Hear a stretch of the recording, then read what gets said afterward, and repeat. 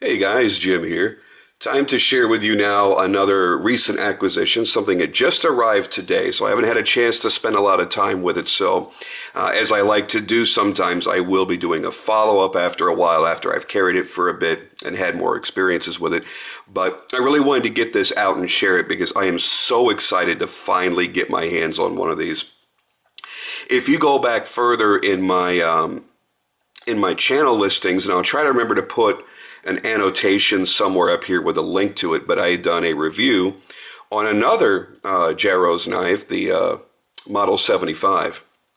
I loved it. It was phenomenal. It had a great grind on it. It had his legendary sharpness, but it was too teeny. I mean, it was a small, small knife, and I just, especially at that time, I really wasn't into any kind of small knife for my everyday carry. So I ended up selling that within a couple of days, and I've been waiting to get my hands on one. I'm on Jesse's books for a new model that he hasn't really released yet, and that's still going to be probably quite a few more months before I'm up for that. So when this opportunity landed in my lap the other day, I just had to jump on it. The gentleman I actually purchased the Model 75 from sent me an email out of the blue. He says, "Hey, remember me? I'm the one that sold you that other Jesse Jarosz that you loved it, but it was too small." He goes, "Well, I've got another one, and it's just too big for me, and I'm never going to be able to use it. It's brand spanking new. Would you be interested?" And I said, "Hell yeah."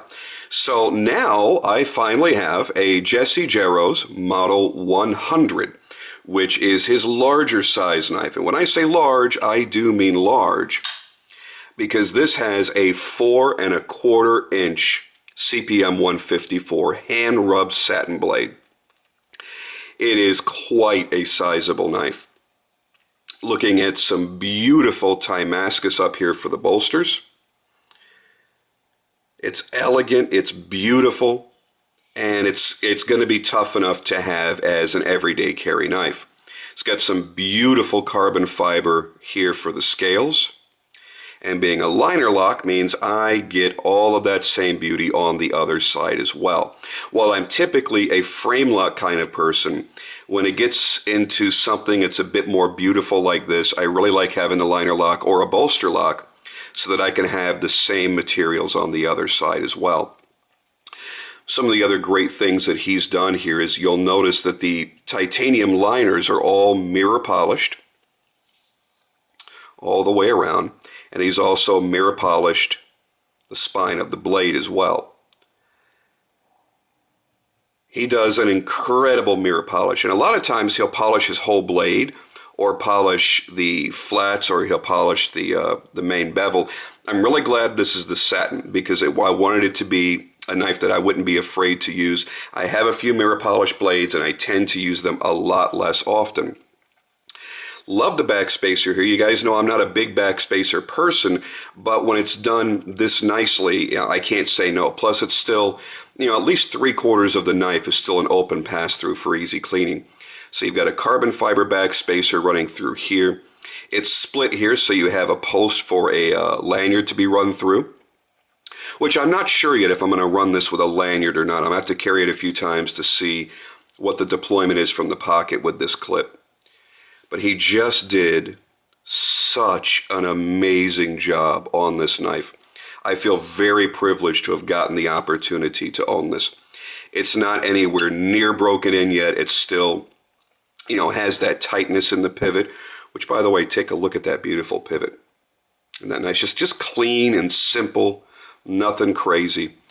The matchup of the components is done really, really nicely. One thing that you've got to realize is everything Jesse does, he does by hand. He's not sending anything out. It's a one-man shop. He does it all himself. Everything is hand-formed, hand-ground, hand-fitted, everything. He freehands his grinds. Just want to keep this clean for video purposes. After that, I don't care if it gets dirty and smudged and scratched. So yeah, everything is done by hand by him. Let me give you some indication of what you're going to get whenever you buy a Jarosz knife. You're going to get a certificate of authenticity.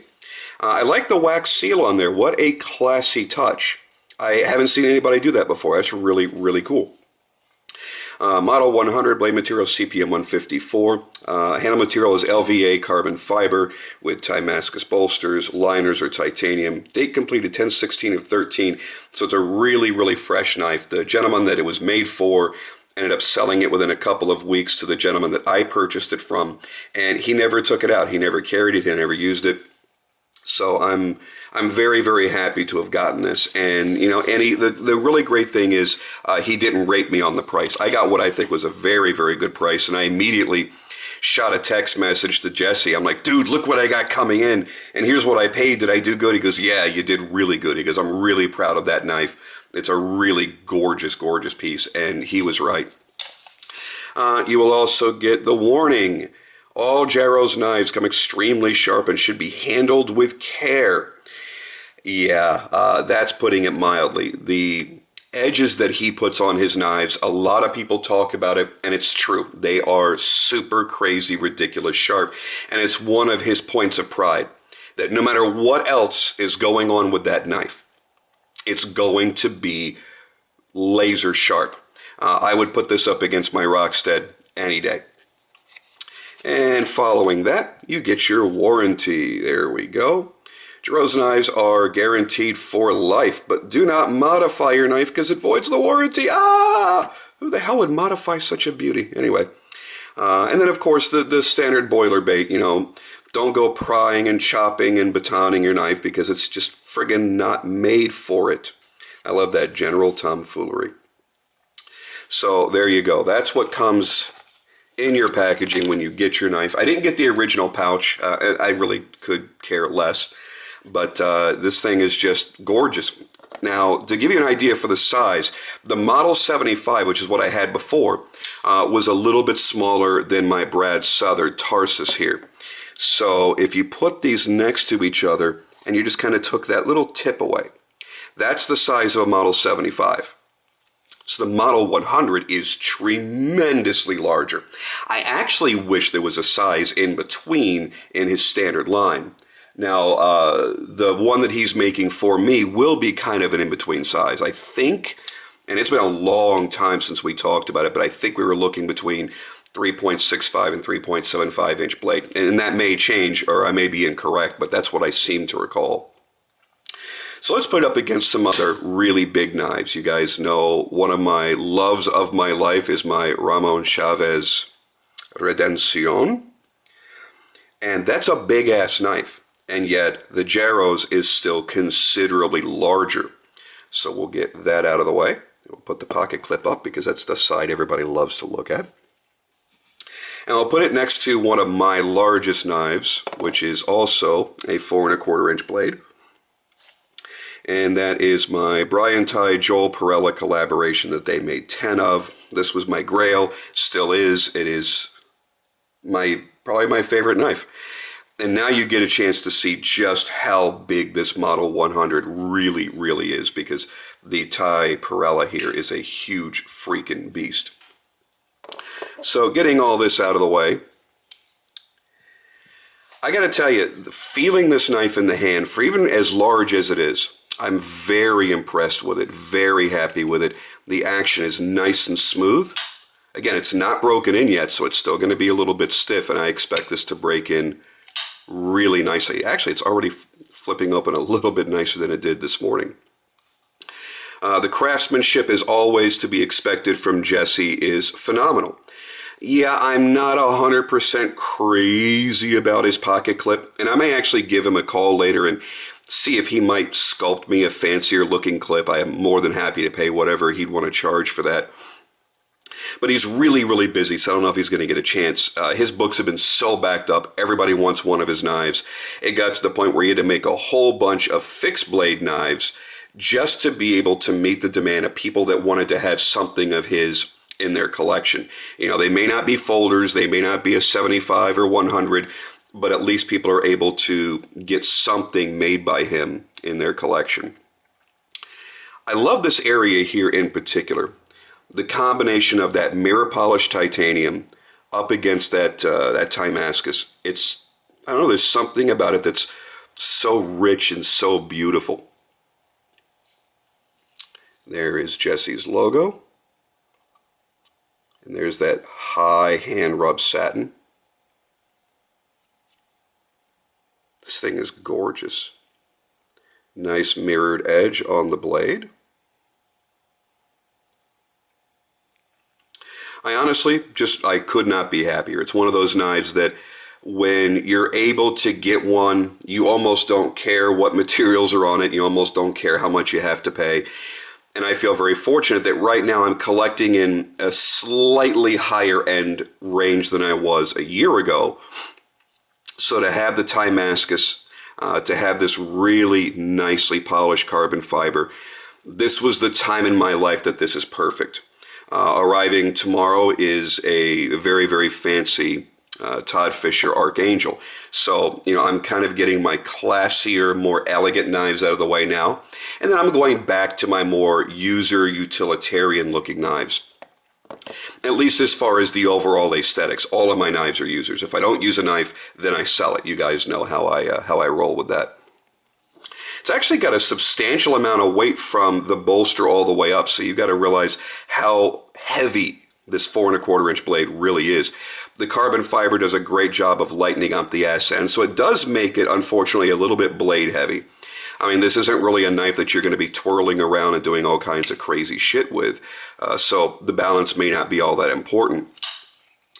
But for me, it's a little strange to first pick it up and go, whoa, it's that much heavier at the front end. Let's give you some nice close-up looks in full HD. And by the way, guys, every video I've ever made has always been in full HD. I get a lot of comments from the very first people that catch my videos and go, oh, it's not in full HD. What's going on? It's only in 240p or 480. It's because you're catching it before YouTube has processed it to HD. So if you ever watch one of my videos and it's right after it uploaded, you're not getting the HD option, just close it and wait an hour. Because by that time, usually takes about an hour, YouTube will finally get it processed to 1080. And you get a chance to see stuff like this in full HD. And this one, this deserves it. I mean, the beauty of this knife really deserves it. And yeah, that clip is really irking the shit out of me. I look at all the beauty that's put into this knife, and then I get to that. And there's nothing wrong with the clip, and I know it's going to function wonderfully. And it's got just enough of a tab there so I can kind of, you know, help pop it out of the pocket a little bit. It's a great design, but this is a really, really gorgeous knife. So, yeah, Jesse, I'm probably going to pester you for a custom clip. I love everything he's done here. Just a great material choice, great combination. And you could see all of the man hours that go into each one of his knives. Even if you don't buy one this ornate, even if you buy one that costs maybe half as much, you will see very fine details, especially in the finishing of his blades, that let you know that he takes pride in every single knife that he makes. And he's one of those guys that actually feels bad that he cannot keep up with his demand. He wishes he could get more knives out there because he really loves the feedback. He loves knowing that people are enjoying his knives. And he loves hearing from you guys that are actually using it, you know, and like hard using the knife and just beating the hell out of it. He loves to see those pictures. He loves to hear that correspondence. Because he's not out there to make an art knife. He's not out there to make a knife that's just going to sit in a display case. It belongs in your pocket, it belongs in your hand, and it belongs on the job site, you know. So it's one of the things that he really, really loves. A little bit of something in there from the packing. There we go. So there you go, guys. A fairly quick look. I didn't want to make this too long because I've got so much stuff I'm trying to do today, but I had to sit down and I had to get this on video. If you guys have any questions or comments, please leave them down below. As always, definitely visit Jesse's site. I will bring that information back up once again. There's his address and phone number. It's actually jaroszknives.com, Jarosz. Check out his website, look at his gallery. I don't know if he's really updated it much lately, but he does some really amazing stuff. My favorite from him is still his multi-ground Tanto.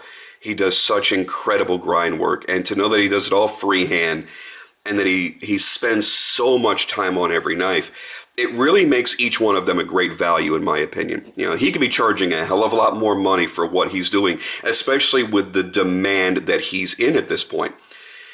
But, you know, he's a very grounded dude, and the quality of his work speaks for itself. And I'm excited to hear from more and more people as they receive their knives, whether it be one of his full customs or his new hand-ground mid-tech line that he just introduced about 6-7 months ago. Whatever it is, you know, I always look for the people that get theirs, and they're always excited. They're always like, wow, I can't believe what I got for the money that I paid. And that's not something that you hear that often anymore. People are paying premium prices for stuff, and in some cases, they're not getting that premium level of quality that they may have expected for the money they spent. With this, I am beyond words happy for the investment that I've made. All right, guys, I'm out of here for now. I will catch up with you soon. Hopefully, my next video will be on my presentation-grade Pearl Archangel from Todd Fisher. It's supposed to arrive tomorrow, and we'll see if I have the time to get it done. But until then, see you guys later.